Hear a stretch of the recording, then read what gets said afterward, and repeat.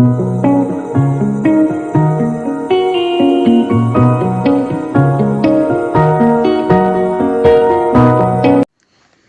Student, स्वागत है आपका एक बार फिर से स्टूडेंट हिस्ट्री टाइम पे। तो हम लेके आए हैं इंपॉर्टेंट क्वेश्चंस की सीरीज, जो कि इसका पार्ट 8 है। और आज हम आपका जो नंबर है वो पूरी तरह फिक्स कर करेंगे। देखिए, जो आपका एग्जाम है वह 28 फरवरी को होने वाला है, सॉरी वो 27 फरवरी को होने वाला है क्लास 10th का।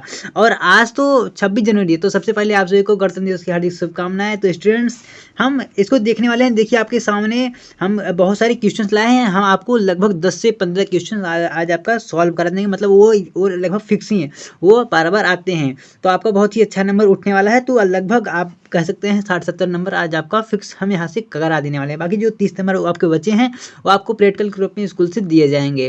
तो स्टूडेंट्स, आइए हम सारी चीज़ों को देख लेते हैं। आप जल्दी से हमारे चैनल को सब्सक्राइब कर दीजिए, वीडियो को लाइक शेयर सब्सक्राइब, जो सारी चीज़ें प्रोसेस हैं उसको आप कर लीजिए स्टूडेंट्स। और आप लोगों से एक छोटी सी रिक्वेस्ट है कि मेरा जन्मदिन भी आ रहा है, तो मैं चाहता हूँ कि तब तक हमारे जो सब्सक्राइबर्स हैं, हम लोग लगभग 400 स्टूडेंट के साथ जुड़ जाएँ। तो आप लोग प्लीज़ लगभग 1 मार्च तक अगर आप लोग 400 सब्सक्राइबर कर दें तो शायद बहुत अच्छा होगा।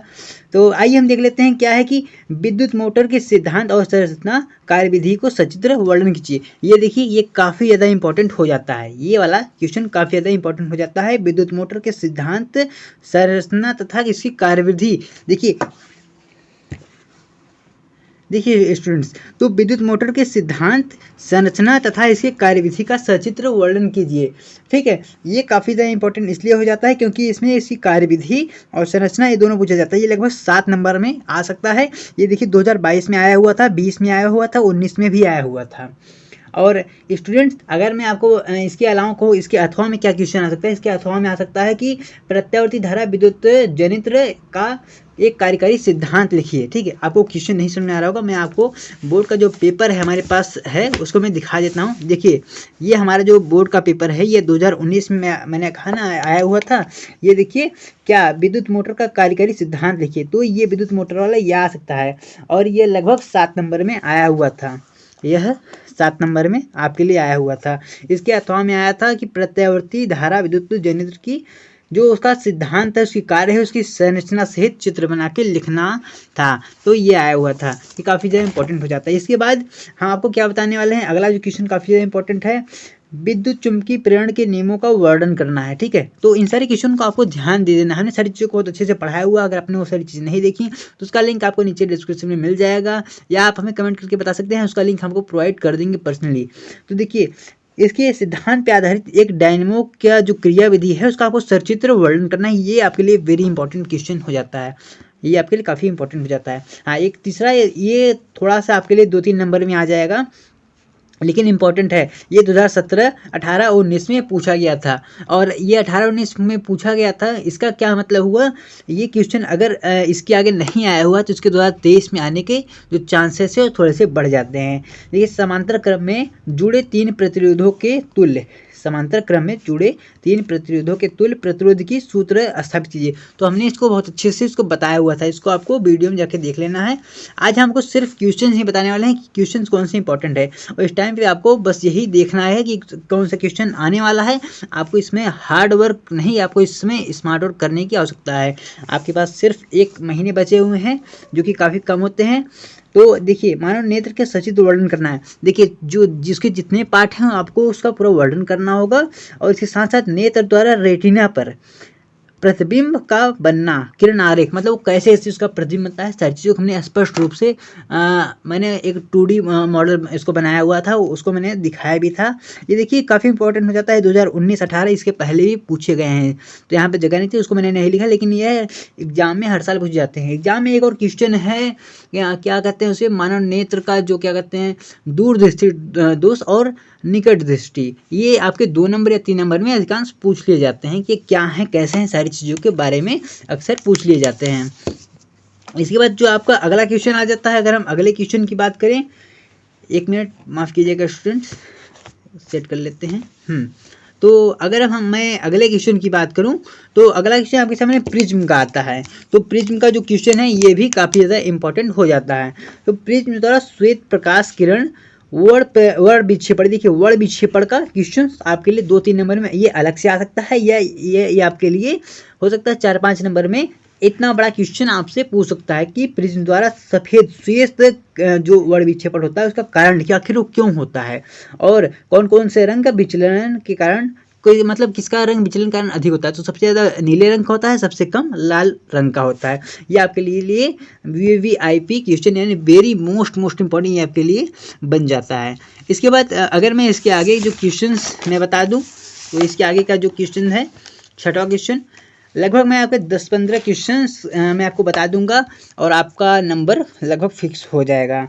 तो देखिए मैंने क्या कहा था, दृष्ट धारा वैद्युत जनित सिद्धांत, अभी मैंने उसको आपको दिखाया भी था, वो प्रत्यावर्ती था, लेकिन दृष्ट भी इंपॉर्टेंट आपके लिए हो जाता है। ये 18, 19, 17, 16 में आया हुआ है, ठीक है। दृष्ट धारा जनित का सिद्धांत कार्यविधि संरचना लिखना है। देखिए जहाँ कार्यविधि संरचना और सचित्र वाली बात आ जाए मतलब वो इम्पोर्टेंट बहुत ज़्यादा होने वाला है और 7 नंबर में आने वाला है। आपको इस बात को नोट करके रख लेना है।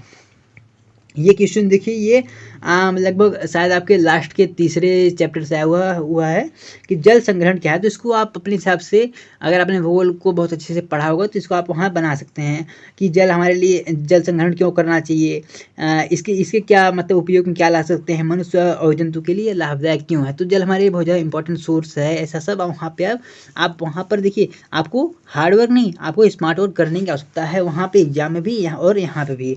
अगला क्वेश्चन क्या है, प्रकाश का परावर्तन।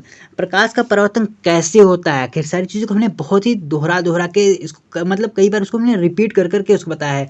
और हालांकि मैंने इसके लिए एक अलग से शॉर्ट वीडियो भी डाल दी थी छोटी ताकि आपको सारी चीज़ें क्लियर होती रहे, कहीं भी आपको प्रॉब्लम ना हो। तो उसके लिए आप इस वीडियो भी एक छोटी सी लाइक कर दें और भी कर देना है।